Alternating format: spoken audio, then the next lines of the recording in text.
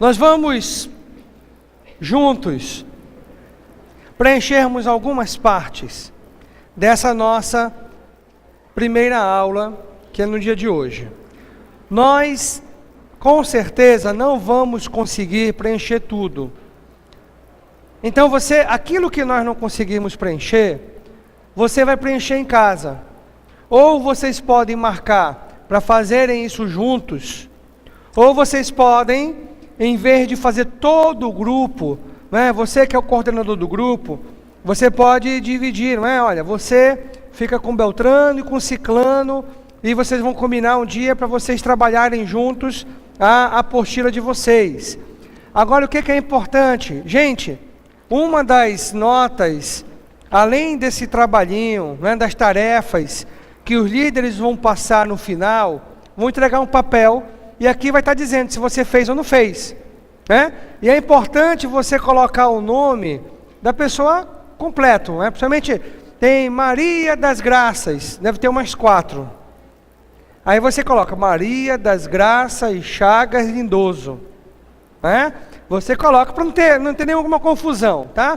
E você coloca também de forma que seja fácil de entender a letra. Se você rasurar, você pode pegar um outro papel desse sem dificuldade nenhuma.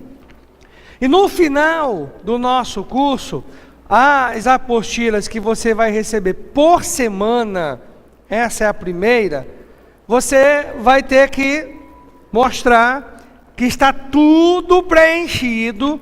E detalhe, não pode ter colado. Não é você, me presta a tua aí, isso é pecado, irmão, né? Me presta a tua aí, deixa eu ver, deixa eu colocar aqui, Irmão, isso é balança enganosa, não é? Isso é pecado. Você tem que ser honesto, você tem que ter preenchido a sua apostila. Olha aí os marmanjos casados. Mulher, me dá a tua aí para eu ver como é que tá. Não, o máximo é você fazer com seu cônjuge, tá? Você fazer juntamente com seu cônjuge, mas não pode você colar do seu cônjuge. Viu? Tudo bem? Combinado assim? Cada um tem que preencher a sua individualmente. Coloque o seu nome na sua apostila, não é? Se você perder, é fácil identificar. Coloque o seu nome direitinho. E aí nós vamos fazer essa parte introdutória a respeito da nação de Israel. Nós sabemos que Jesus, ele cumpriu o seu ministério numas regiões específicas. Inclusive na primeira página da sua apostila, tem alguns mapas que talvez você tenha dificuldade. Tem também uma imagem do templo de Herodes. Nós vamos mais na frente olhar alguns desses mapas. Aí eu vou projetar no projetor de imagens para ampliar esse mapa, para que nós possamos compreender do que está se passando. Não vou fazer isso hoje não, tá?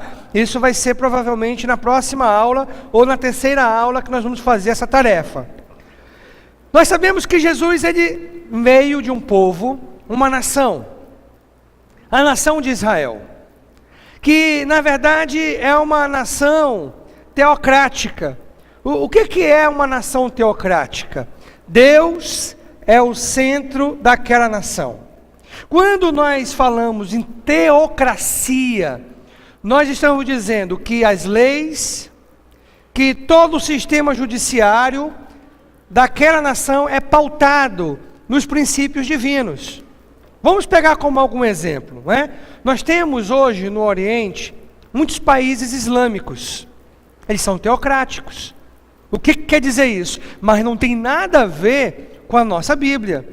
Eles são pautados no Alcorão, que é o livro da fé deles, é o livro que eles creem como livro inspirado por Deus. Então essas nações, elas baseiam as suas leis pautadas no livro sagrado que elas creem ser inspirado. A nação de Israel é uma nação teocrática. Por que uma nação teocrática? Deus, a palavra de Deus, no caso deles, o Velho Testamento, são os parâmetros que eles deviam seguir como nação. Deixa eu fazer uma pergunta para você. O Brasil é um país teocrático? Não, não é um país teocrático, né? As leis do nosso país, elas não são baseadas nas leis das Escrituras. Existe um sistema de lei que rege o país, que julga os fatos, que coloca os valores de correto e errado, e esses valores, eles não são inspirados nas Escrituras, né? Não são inspirados nas Escrituras, tudo bem? Quando nós olhamos para a nação de Israel, aí você vai ver na apostila que o sistema teocrático, é um tripé, né? Ou um triângulo, que tem 3 pontas, 3 ângulos, ou 3 lados, baseado em quê? Rei, profeta e sacerdote. Era desse jeito que a nação de Israel era constituída. Rei, profeta e sacerdote. E quando esses elementos não funcionavam em sincronia, era porque a nação não estava buscando, ou o rei estava se desviando dos propósitos, dos caminhos que Deus havia traçado. Aí nós olhamos inúmeros casos no Velho Testamento, onde nós observamos exatamente isso acontecendo. Ao mesmo tempo, nós vemos também alguns casos onde nós observamos que aquele sistema funcionava perfeitamente. O rei governava, liderava. O sacerdote era aquele homem que representava Deus diante da nação. E acontecia harmoniosamente. O profeta instruía, orientava, falava o que tinha que acontecer. E o rei seguia. E o sistema funcionava perfeitamente. O exemplo disso foi o do rei Davi. Né? Que tudo funcionou perfeitamente, porque esse tripé, ele estava bem ajustado: rei, profeta, sacerdote. Nós sabemos que a história, aí você vai preenchendo algumas partes de acordo com o que nós fomos falando, tudo bem? A história da vida de Jesus, ela encontra-se em toda a Bíblia. Mas pastor, toda a Bíblia? Nós só temos 4 livros nos evangelhos que falam da biografia de Jesus.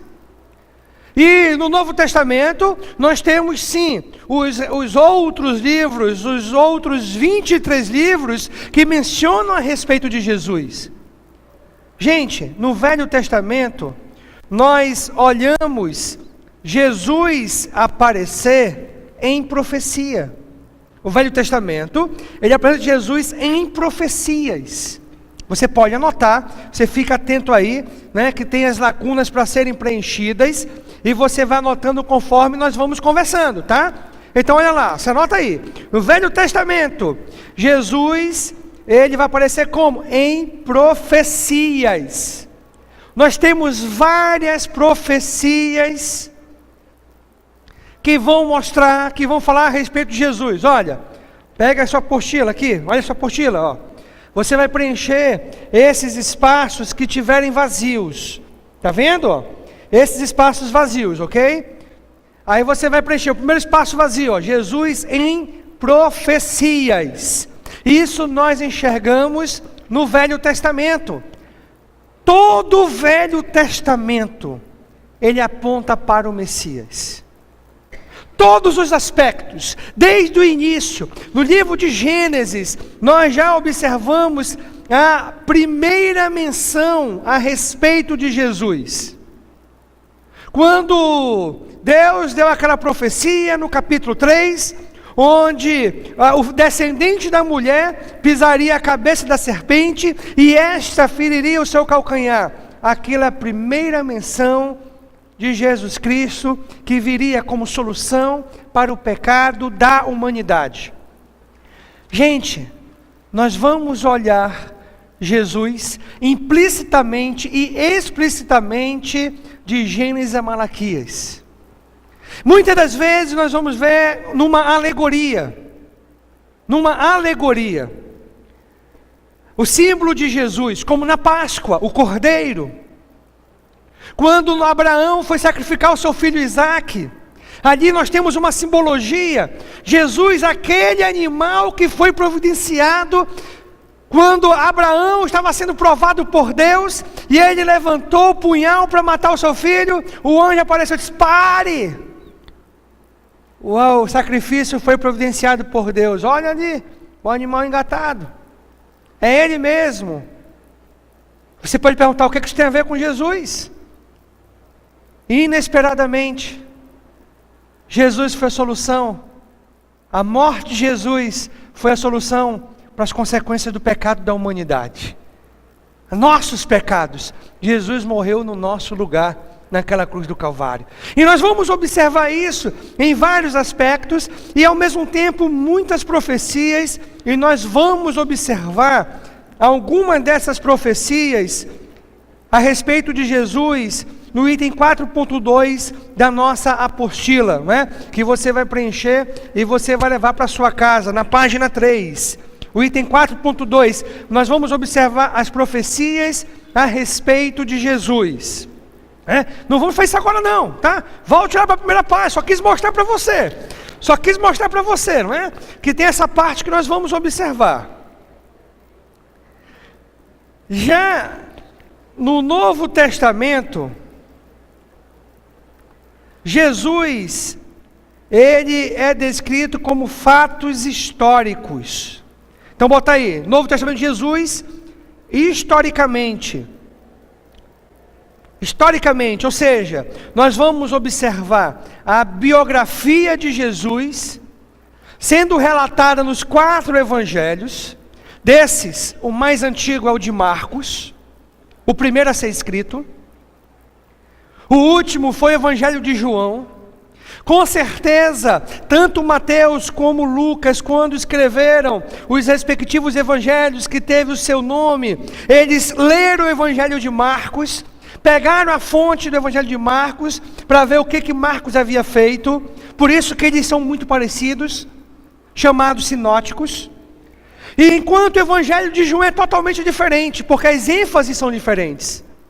Nós vamos observar no evangelho de João, ele dando muita ênfase nos últimos momentos da vida de Jesus.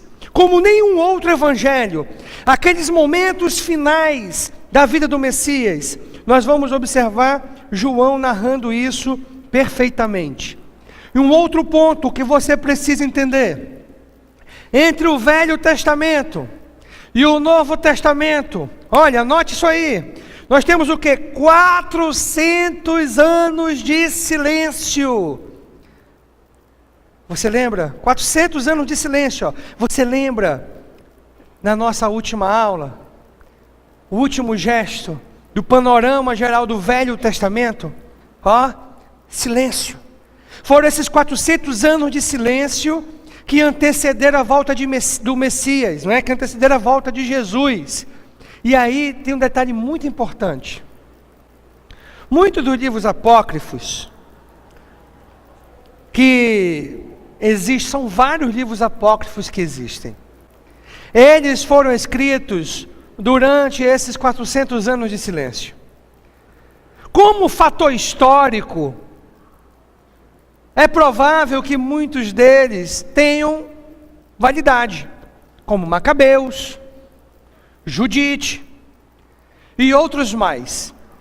Mas quanto à inspiração divina, nós não cremos que eles têm. Eles foram escritos num período onde Deus não levantou profetas, Deus não se revelou ao ser humano, que foram esses 400 anos de silêncio. Deixa eu explicar para você a diferença. É como se nós escrevêssemos um livro a respeito da história da nossa igreja, de como aconteceu. Nós vamos aqui, vamos pegar a informação de alguns irmãos, vamos começar com outros, como se isso acontecesse daqui a 40 anos. Vamos ver se tem alguém vivo que estava aqui no começo. Vamos olhar lá, vamos ver os relatos, vamos ver os fatos, vamos escrever. A história pode ser verdadeira. Os fatos podem ter sido narrados direitinho, conforme aconteceu, conforme manda o figurino. Mas espera aí, deixa eu perguntar para você. Esse escrito vai ter inspiração divina? Não.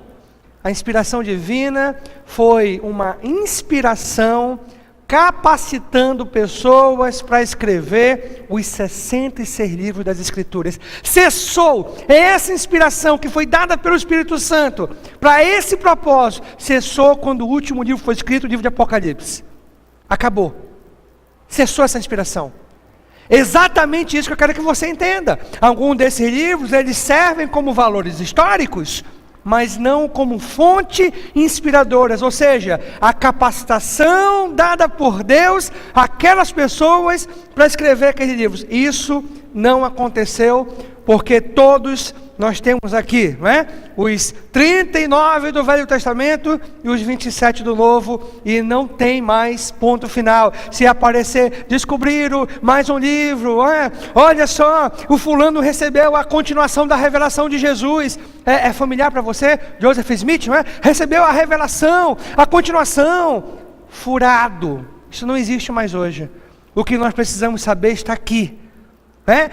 A fulana agora é a grande profetisa, a Ellen White, inspirada. Furado. Tudo que nós precisamos está aqui, ponto final. Não tem mais nada, não é? Se você ler o livro, pastor, mas o Max Lucado é um grande ator. É autor, né, de livros. Ele é um grande autor, mas ele não tem a capacitação dada pelo Espírito Santo para escrever livros divinos. Ele tem um dom dado por Deus, mas não essa capacitação sobrenatural, porque cessou com o último livro das Escrituras. Então esses 400 anos de silêncio, eles foram aquele momento de preparação para a vinda do Messias. E nós sabemos que no tempo de Jesus, a Judéia, toda aquela região da Judéia, na verdade não só a Judéia, não é? Mas todo aquele mundo conhecido, grande parte, melhor dizendo, do mundo conhecido, inclusive a Judéia, estava sob o domínio do Império Romano. E o mundo, ele experimentava a influência do helenismo. Aí você vai, preste atenção para você preencher aí na sua apostila, tá? Helenismo, é com H, tá? É com H. Helenismo. Olha aí na sua apostila, para você preencher, olha. O mundo experimentava a influência do helenismo. Helenismo se escreve inicialmente com H. Aí você que está aí com outras pessoas, você vai ajudar o pessoal no preenchimento, né, corretamente dessas palavras. O que é o helenismo? A cultura helenística era uma junção da cultura grega, da filosofia grega, dos pensamentos gregos, da literatura grega, com uma junção da cultura romana. E todo esse conjunto, né, cultural, chamado de helenismo, cultura helenística, era levada para o mundo conhecido, um mundo dominado pela cultura romana. Então existia uma influência muito grande. O modo de pensar, né, naqueles tempos, a cultura helenística era considerado uma evolução das culturas locais. E como se fosse um progressismo da cultura local, e novos pensamentos, novas linhas de pensamento científica, e estava em desenvolvimento nos lugares, na Judéia, no caso especial, devido à influência helenística. E aí você pode, né, até procurar, pesquisar mais sobre a cultura helenística, sobre as principais ideias dela, para ajudar você no seu conceito a respeito do assunto.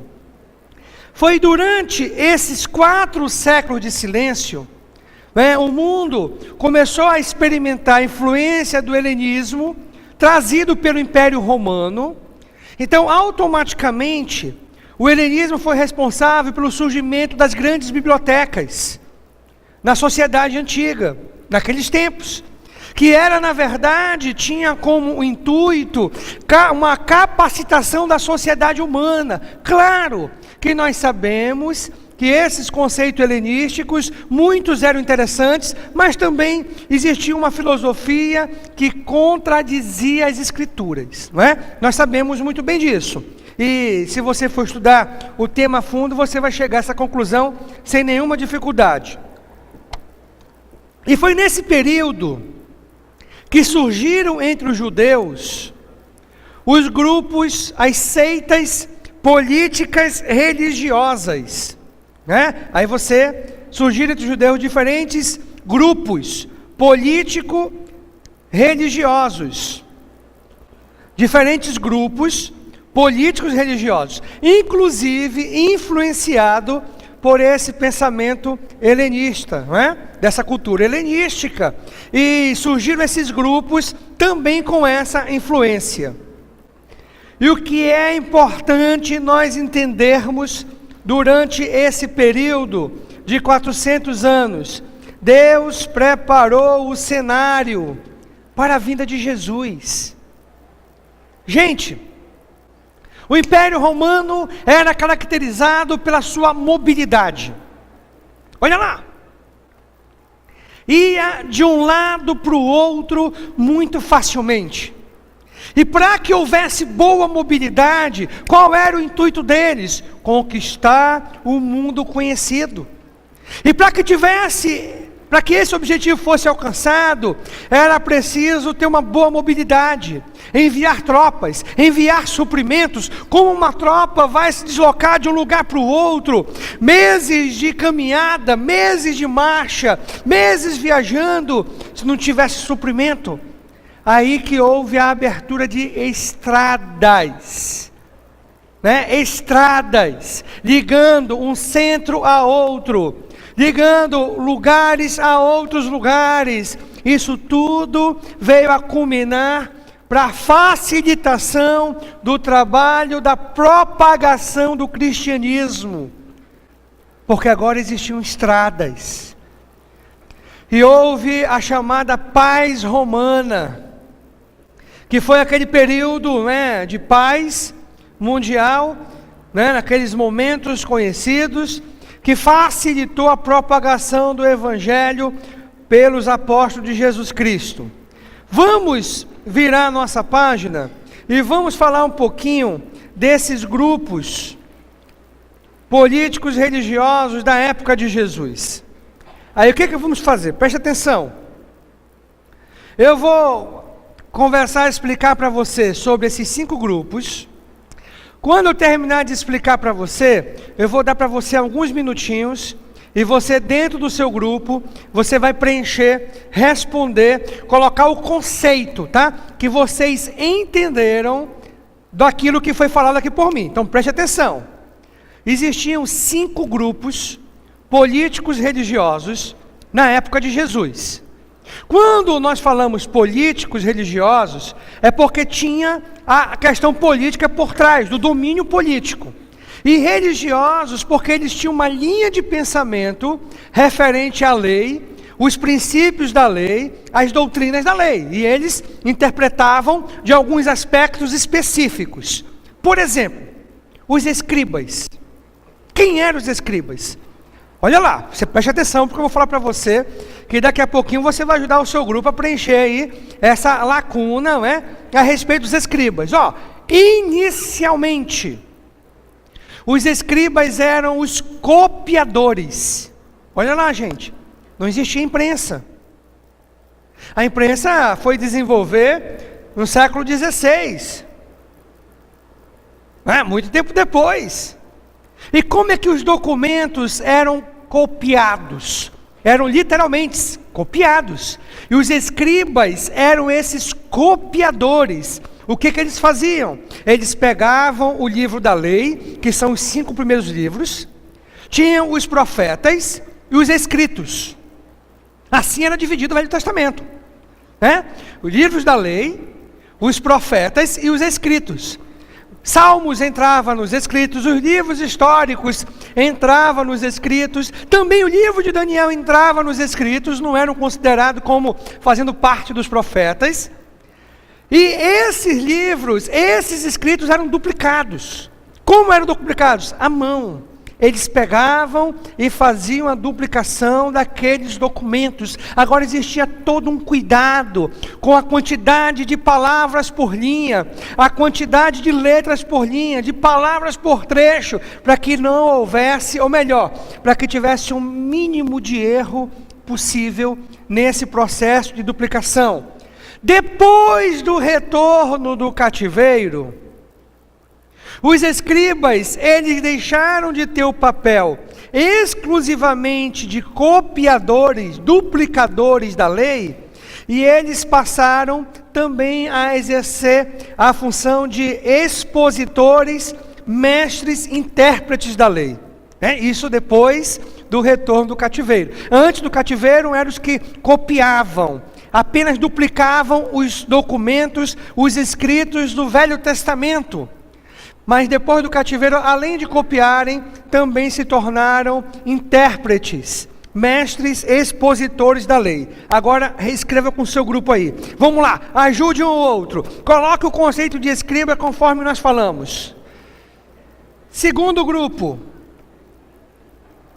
Segundo grupo. Deu para copiar? Não? Então copie. Então copie. Ajude aí, ajude o pessoal aí, vamos lá.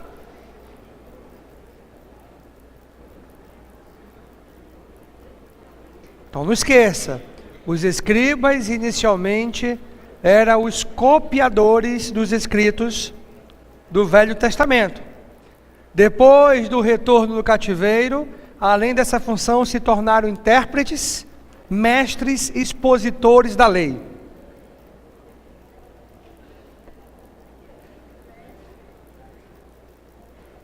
Eu quero que você entenda.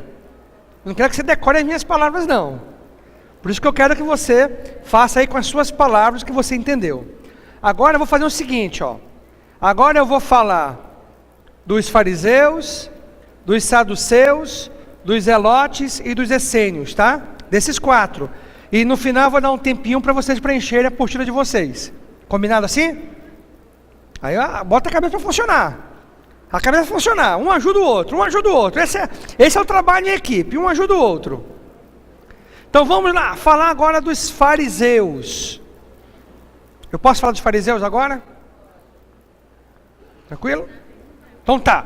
Gente, fariseu significa literalmente separados. Literalmente, separados. Eles eram o maior número, ou seja, o grupo político religioso com a maior quantidade de pessoas que existia na época de Jesus. E eles eram separados, ou seja, eles evitavam contato com aqueles que chamavam de pecadores, com os ímpios, viravam as costas. Eles eram muito respeitados na época de Jesus, e eram chamados também de mestres da lei, não é? Nós temos muitos fariseus famosos nas escrituras. Saulo de Tarso, que depois transformou no apóstolo Paulo. Ele era um dos grupos dos fariseus. Nicodemos, aquele que conversou com Jesus, ele era desse grupo dos fariseus. Assim como José de Arimateia, o grande Gamaliel, que é citado no Novo Testamento, não é? Fazia parte do grupo dos fariseus. Então, desse grupo partidário religioso, o grupo que tinha maior quantidade de pessoas era o grupo dos fariseus, tá? E eles eram os separados, ok? Tudo bem?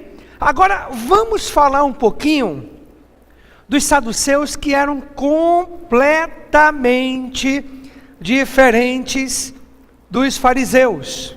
Influenciados, olha só, preste atenção, agora são os saduceus, escute bem, depois você vai copiar, tá? Se precisar eu volto um pouquinho e ajudo você aí a colocar a sua linha de pensamento. Eu quero que você preste bem atenção. Os saduceus influenciados pela cultura helenística, eles já seguiam uma tendência diferente, completamente diferente dos fariseus. Eram céticos, né? Quando nós falamos de uma pessoa cética, incrédula, não é bem assim não, né? Tudo desconfia, é incrédulo, não crer nas coisas de Deus, ou crer parcialmente. Assim eram os saduceus na época de Jesus. Eram pessoas extremamente materialistas e eram livres pensadores, né? Pessoas que usavam um pouquinho da influência helenística para poder filosofar. Eram livres pensadores. O que é importante você também entender sobre eles? Eles negavam, eles na verdade achavam. Eles negavam a existência de anjos, negavam completamente a existência de anjos. Não acreditavam na ressurreição. Não acreditavam na ressurreição. Lembra daquela passagem onde um chegou com Jesus: Senhor, como será lá, quando todo mundo tiver no teu reino? Porque a lei dizia a seguinte questão: se o meu irmão se casasse com a mulher dele, e ele morresse sem ter filho, e ele é mais velho que eu sou, depois dele vem eu sou o segundo, eu era obrigado a casar com a mulher dele, para gerar um filho em nome do meu irmão. Assim que a lei dizia. Aí um saduceu chegou com Jesus e disse: Senhor, como vai ser no teu reino? Porque o primeiro morreu, não teve filho. Passou para o segundo, morreu o segundo, não teve filho. Passou para o terceiro, não teve filho. E a mulher não teve filho de ninguém. Com quem ela vai ficar no teu reino? Aí que Jesus ensina aquela passagem, não é? No reino de Deus nós seremos como os anjos. Ninguém vai se casar e não será dado em casamento. Ou seja, não terá matrimônio, não é? Graças a Deus, né? Alguns, graças a Deus. Eu vou me livrar desse traste. Oh, aleluia, Jesus, né? Pois é, ninguém vai se casar. Era com o saduceu que Jesus estava conversando nesse momento. Eles não acreditavam na ressurreição. E eles eram pessoas ricas. Geralmente eram pessoas ricas. E eles participavam também do sinédrio. Tanto os fariseus, quanto os saduceus, quanto os escribas participavam do sinédrio, que daqui a pouco eu vou explicar para você o que era o sinédrio. Só se concentre nisso. Os saduceus, céticos, materialistas não acreditavam na ressurreição e não acreditavam na existência de anjos. Agora vamos falar dos zelotes. Quem tem ideia do que era um zelote? Quem tem ideia? Quem tem ideia? Gente, os zelotes eram um grupo de galileus nacionalistas. Mas pastor, peraí, como assim? Quem dominava a Judéia naquele momento? Roma, Roma. Os zelotes eram aqueles que não aceitavam o domínio romano. Não pagavam impostos. Eram extremamente intolerantes ao sistema romano. Não viam o sistema romano como uma autoridade constituída. Eles detestavam aquilo. Eles foram os responsáveis pela destruição de Jerusalém no ano 70 depois de Cristo. Porque eles se revoltaram contra Roma, que gerou no ano 70 aquela invasão do general Tito, general romano, que destruiu completamente Jerusalém e não deixou pedra sobre pedra, conforme Jesus havia predito. Vocês lembram? Passando no templo? E Jesus falando: não ficará aqui pedra sobre pedra. Lembram disso? Exatamente, essa profecia aconteceu no ano 70 depois de Cristo, por causa dos zelotes, que eram galileus, nacionalistas, se revoltaram contra o governo romano. Isso resultou na completa destruição de Jerusalém. Para terminar essa parte, vamos lá, terminar essa parte. Você vai diretar um tempinho para escrever aí, calma aí. Daqui a pouco você vai concluir os seus escritos. Agora os essênios. Essênios. Quem já ouviu falar dos essênios? Tem um achado muito importante, até mesmo para o cristianismo, que é ligado aos essênios, não é?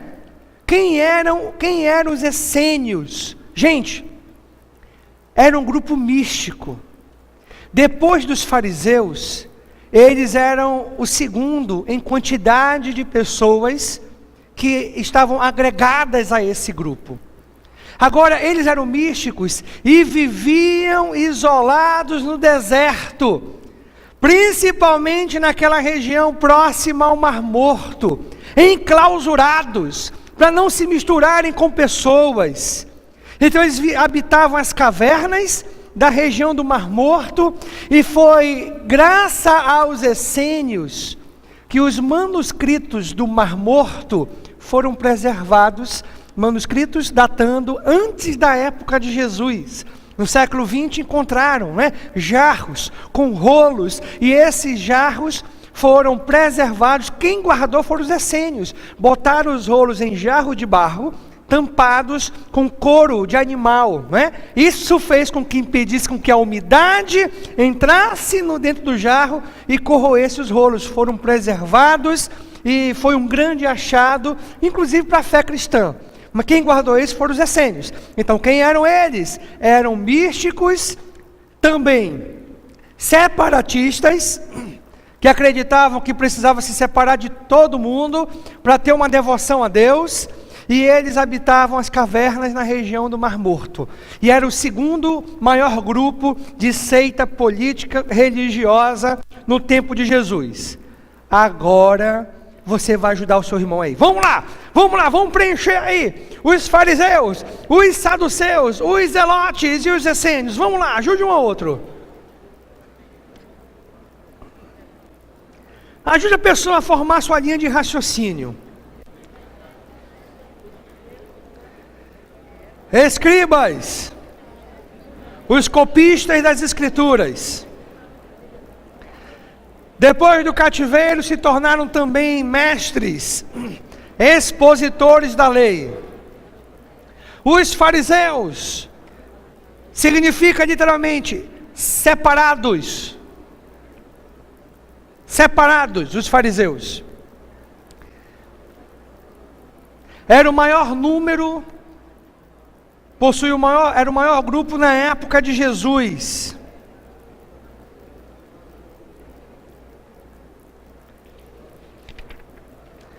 Era o maior grupo na época de Jesus. Era um grupo muito conceituado.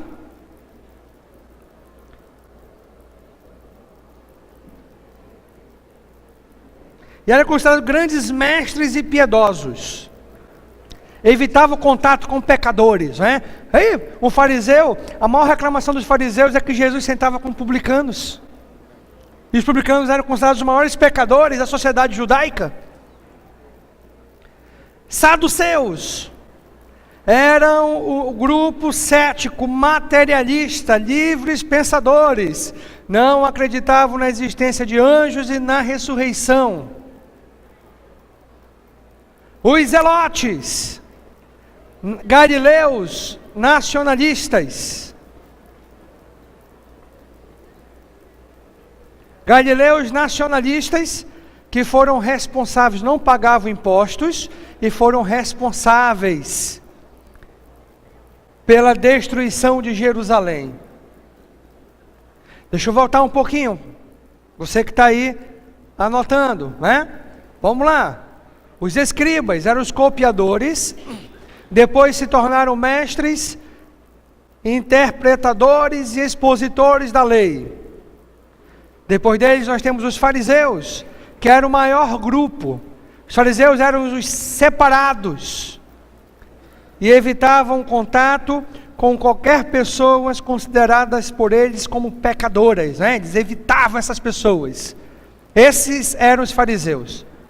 Os saduceus eram um grupo cético, materialista.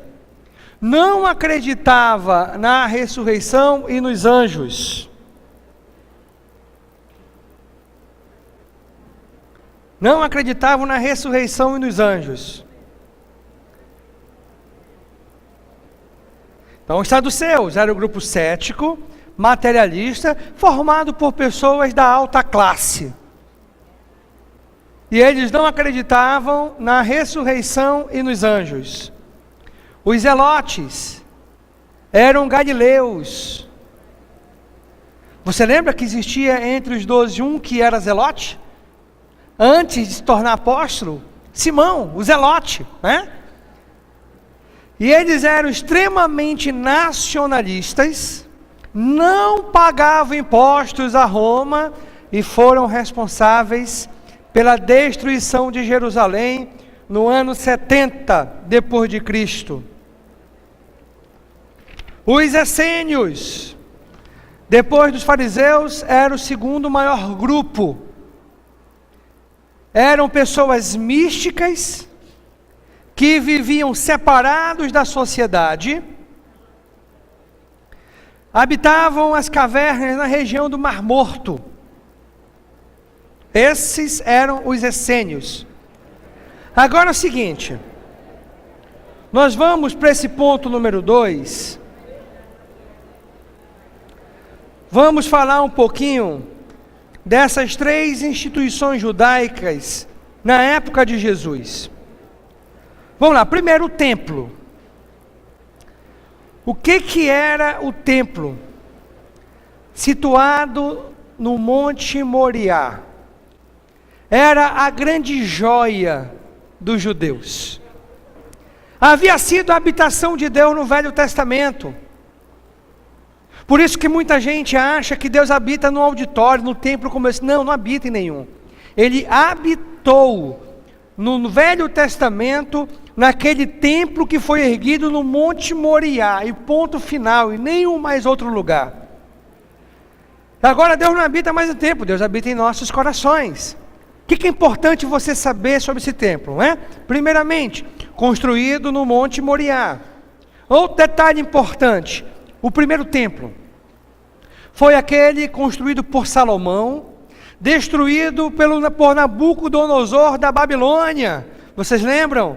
Quando a Babilônia foi lá, destruiu e levou o povo em cativeiro. Lembra o cativeiro? Cativeiro, não é isso? Isso mesmo, levou o povo em cativeiro. Aquele momento foi o momento da destruição daquele templo magnífico, no auge da nação de Israel, que foi construído por Salomão, descendente de Davi. Segundo templo, foi construído por Zorobabel. Vocês lembram do panorama bíblico do Velho Testamento? Né? O retorno do cativeiro, Zorobabel, Esdras e Neemias, né? Zorobabel voltou para reconstruir o templo, e esse foi o segundo templo. O terceiro templo, gente, na verdade, ele era uma ampliação do segundo. Herodes, para ter a simpatia dos judeus, ele resolveu ampliar aquele segundo templo, porque os judeus tinham uma tristeza no coração. O segundo templo não era como o primeiro. Então Herodes, para ter a simpatia do povo judeu, ele fez uma ampliação do templo. Esse foi o terceiro templo, que foi destruído por causa dos zelotes. Lembra dos zelotes que eu acabei de ensinar para você? O nacionalismo dos zelotes, que resultou na destruição de Jerusalém. E de fato, naqueles templo construído, onde Jesus falou, aqui não restará pedra sobre pedra. Por quê? Porque tinham muitas partes de ouro. Quando tocaram fogo no templo, o ouro foi se derretendo e foi acumulando nas frestas dos blocos de pedra, que estavam empilhados um sobre o outro. Quando o fogo apagou, aquele ouro em líquido foi solidificando e ficou acumulado entre as brechas de pedras que eram colocadas uma sobre a outra. Por isso que se concretizou a profecia de Jesus. Não ficará aqui pedra sobre pedra. Por quê? Os soldados romanos tiraram pedra sobre pedra para pegar aquilo que era valioso, o ouro, que sempre foi valioso, não é?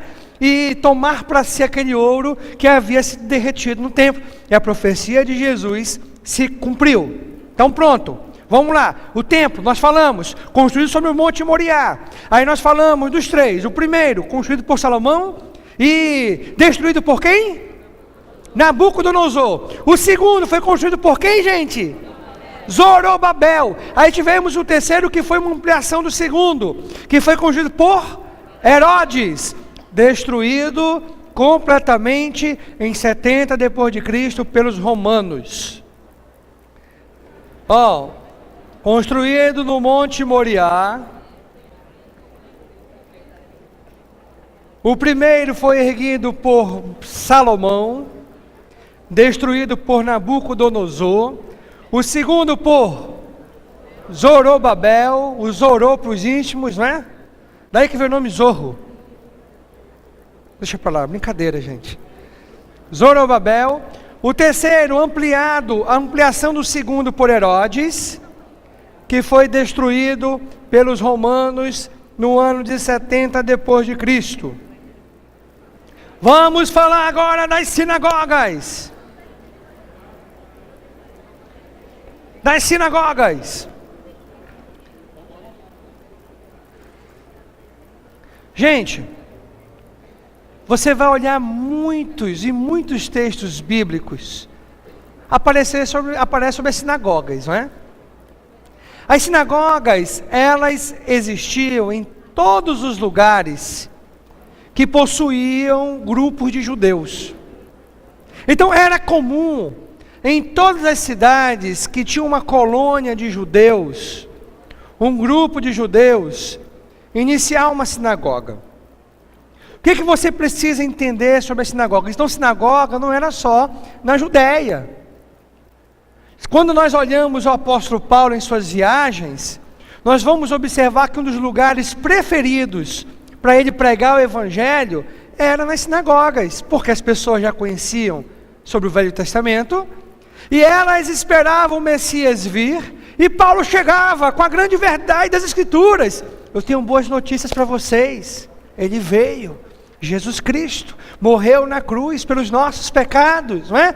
E algumas vezes ele era expulso, outras vezes era apedrejado, e alguns criam, acreditavam e entregavam suas vidas a Jesus Cristo. E as sinagogas, elas se reuniam aos sábados, isso é importante você anotar. Elas se reuniam aos sábados. E elas tinham dois objetivos a serem alcançados. Primeiro objetivo, ensino. Esse era o primário. O objetivo primário, não é? Se reuniam aos sábados e tinham como objetivo ensinar os judeus a respeito da lei. Esse era o objetivo. Era isso que eles ensinavam, não é? Os anciãos.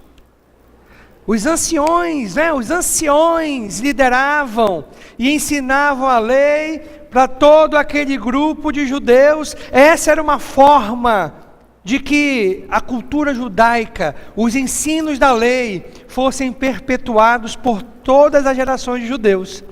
E o segundo objetivo, que não era o principal, mas também tinha esse objetivo, funcionava como um pequeno tribunal de justiça. Pequeno tribunal de justiça. Então vamos lá. Se reuniam aos sábados, sob a liderança dos anciões. Tinha o objetivo principal, o ensino da lei. E o segundo objetivo funcionava como um pequeno tribunal de justiça. Mas como, pastor? Simples. Tinha uma dificuldade entre os judeus daquela sinagoga. Essa dificuldade era levada ao ancião. E esse ancião da sinagoga julgava quem estava certo e quem estava errado. Era assim que era resolvido. Agora, vamos falar do sinédrio. E vamos terminar essa parte número 2. O que era o sinédrio? Você ouviu falar muito do sinédrio, principalmente diante, não é? Do julgamento de Jesus pelo sinédrio. Gente, o sinédrio era composto por fariseus, saduceus e escribas.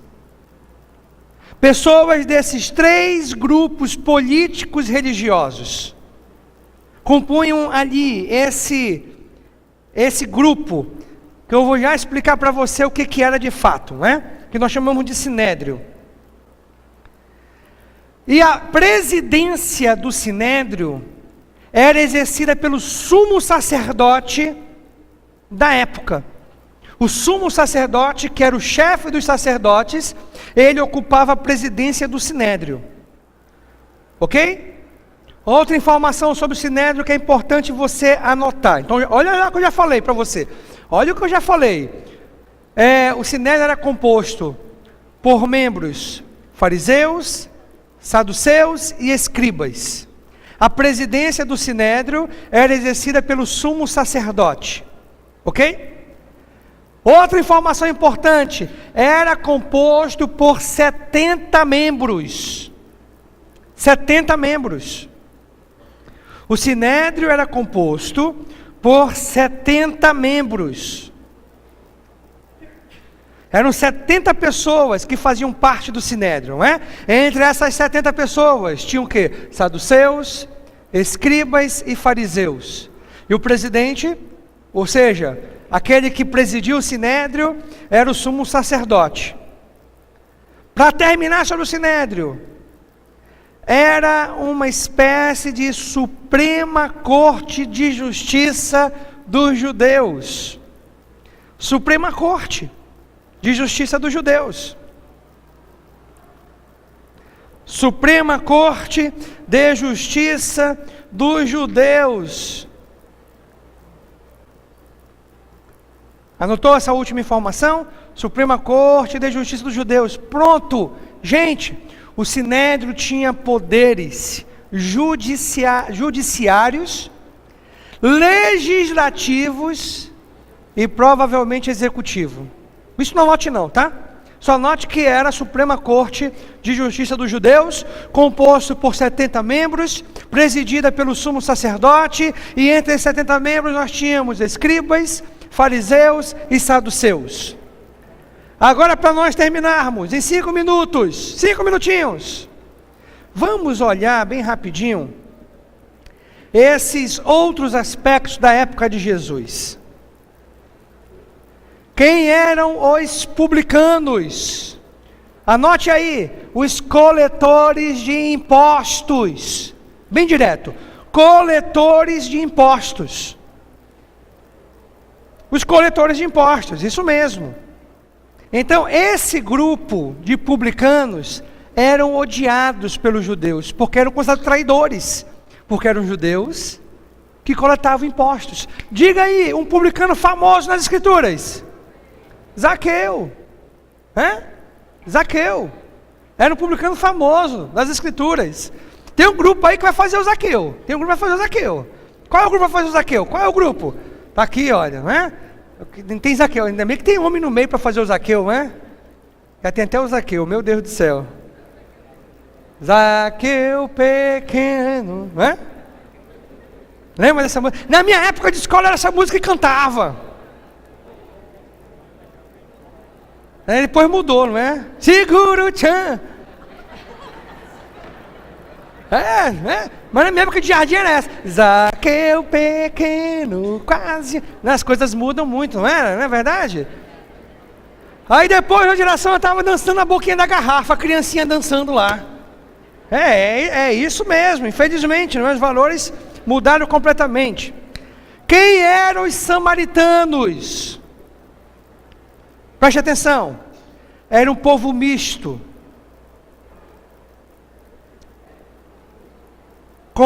Misto como? Misto dos judeus que ficaram na Palestina, que se misturaram com outros povos que foram levados para a Palestina. Era um povo misto de judeus que ficaram na Palestina, que se misturaram com outros povos que foram levados para a Palestina. Vou já explicar para você. Então, os samaritanos eram um povo misto, dos judeus com outros povos Os judeus que ficaram na Palestina com outros povos que foram levados para a Palestina. Gente, você vai entender agora. Durante o cativeiro, o povo judeu foi levado para onde? Para a Babilônia. Os babilônios pegaram outros povos e levaram para a região da Palestina. Então houve o casamento de judeu com não judeu, gerou os samaritanos. Por isso que os judeus detestavam os samaritanos. Olha lá, a mulher samaritana diante do poço se admirou por Jesus ter parado lá. Primeiro, não era comum um mestre da lei, um mestre que ensinava, parar para falar com mulheres. Segundo, principalmente por ser samaritana, que era odiada pelos judeus. Mas por que eram odiados? Porque os judeus, eles não podiam e não permitiam que ninguém do seu povo se casasse com pessoas de outros povos. Por isso que eram vistos de forma com aversão, deixar para trás, deixar de lado. Por isso que eles eram odiados. Esses eram os samaritanos, ok? Para nós terminarmos essa parte. E os romanos, isso é fácil, não é? Os romanos é fácil. Era o povo que dominava os judeus e quase toda a totalidade do mundo. Pronto. O povo que dominava os judeus e quase toda a totalidade do mundo conhecido. Esses eram os romanos. O povo que dominava os judeus e quase toda a totalidade do mundo conhecido. Ok. Gente, vamos lá. Primeira pergunta, todos pegaram a apostila? Quem está faltando a apostila? Quem falta a apostila? Quem falta a apostila? Ninguém. Olha lá, tarefa. Tarefa para casa. Você vai responder todo o ponto 4 da sua apostila, que tem 4, 4.1, 4.2, 4.3 e 4.4. Essa é a primeira tarefa. Só o ponto 4 dei para você. Eu preenchi até o terceiro. Olha aí, eu fiz 2 quartos, 3 quartos. Agora só o ponto 4 para você. Segunda tarefa. Olha lá, gente, preste atenção. Lê o Evangelho de Marcos e anotar os 40 primeiros lugares que Jesus passou, a partir de Marcos 1:9. Não tem problema repetir o lugar. Faça uma tabela conforme o exemplo abaixo. Observação. Esta tarefa deverá ser entregue digitada ou à mão com o nome do aluno na semana que vem. Então você faz um quadro, faz um quadro direitinho. Vocês querem fazer por grupo? Por grupo? Mas tem um detalhe. Se alguém do grupo não ajudar, você deixa fora. Tudo bem? Não, quando eu falo ajudar é fazer parte, não é? Fazer parte. Mas quer fazer por grupo? Vamos lá então, por grupo. Cada grupo vai entregar. Se você não puder fazer, faz seu individual, tá? Mas fica aberto para o grupo se quiser fazer com todo mundo juntos, ok? Eu acho que é importante você se reunir para você combinar, para fazer alguma coisa juntos, né? Então, vira para o seu grupo e marca o dia do encontro aí. Vamos lá, o cafezinho na casa de quem?